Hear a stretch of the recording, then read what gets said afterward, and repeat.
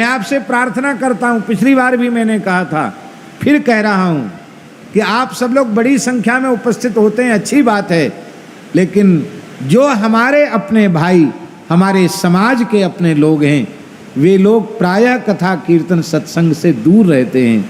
मेरी प्रार्थना है, यदि राष्ट्र को संगठित करना है और हिंदुत्व को संगठित करना है, तो आपको सभी पवित्र धार्मिक आयोजनों में सबसे पहले जो हमारे समाज के सबसे नीचे पायदान पर खड़े लोग हैं, उनको पीला चावल देना चाहिए और उनको कहना चाहिए, भैया तुम कथा सुनने आओ, इतने दिन यहीं भोजन करो, प्रेम से कथा सुनो, रासलीला का दर्शन करो, क्योंकि तुम हमारे भाई हो।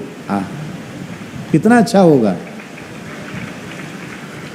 लेकिन नहीं, जंगलों में, आदिवासी क्षेत्र में, जंगलों में ईसाईकरण बड़ी तेजी से फैल रहा है। वहां कोई हिंदू जाता नहीं, महात्मा भी जाते नहीं, सेवा करने वाली मिशनरियां पहुंचती हैं, और कितनी तेजी से धर्मांतरण हो रहा है।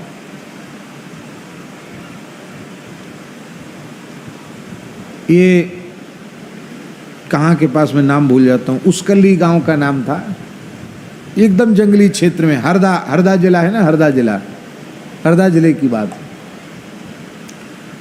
तो वहां एकदम जंगली क्षेत्र में कथा हुई। एक तिवारी जी थे, अभी भी यही हैं, उनको मैंने कहा कि यदि भगवान ने आपको सामर्थ्य दे रखी है, बोले हमारा पैतृक गांव एकदम जंगल में है, वहाँ कथा कराइए। वहाँ कथा का आयोजन वहीं होना, पहले इंदौर में निश्चित था, इंदौर में नहीं, गांव में कराओ। वहाँ आयोजन हो तो ज़्यादा से ज़्यादा जो कोल भील हैं, जंगली क्षेत्र के लोग हैं, उनको कथा सुनने के लिए बुलाओ, उस सबको भोजन कराओ। बहुत विशाल उपस्थिति थी उसमें, और इतना बड़ा फायदा हुआ, मैं आपको क्या कहें चौबे जी। लोगों ने कहा, महाराज यहाँ जंगल के लोगों का धंधा है, ये गायों को पकड़कर ट्रकों में लदाते हैं और वो सब गाय महाराष्ट्र होकर के कत्लखानों में जाती हैं, उड़ीसा के रास्ते होकर बंगाल जाती हैं, ये हालत है।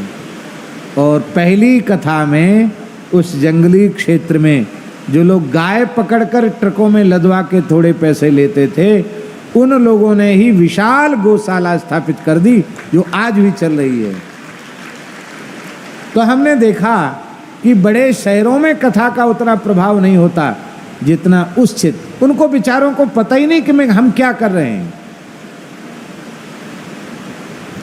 आज त्रिपुरा, नागालैंड, मिजोरम, इन सब, गोवा, इन सब क्षेत्रों में जाने की बहुत आवश्यकता है, हम लोग नहीं जाते वहां।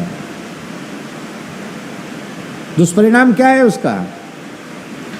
इसलिए ब्राह्मण में ब्राह्मणत्व, क्षत्रिय में क्षत्रियत्व, वैश्य में वैश्यत्व और शूद्र में शूद्रत्व तब प्रतिष्ठित होगा जब ब्राह्मण, क्षत्रिय, वैश्य, शूद्र चारों वर्ण, उनको जो जो धर्म शास्त्रकारों ने सुनिश्चित किया है, अपने स्वधर्म का निष्ठापूर्वक पालन करेंगे।